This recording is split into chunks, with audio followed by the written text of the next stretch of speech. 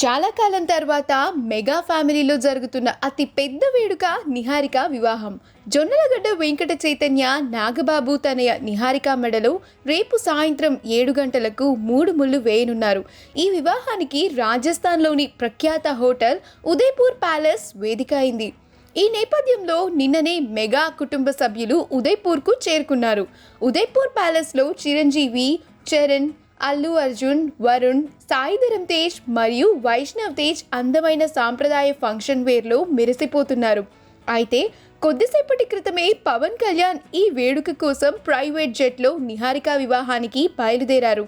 తన కొడుకు అకీరాతో కలిసి పవన్ ఉన్న ఫొటోస్ ఇప్పుడు నెట్లో వైరల్ అవుతున్నాయి.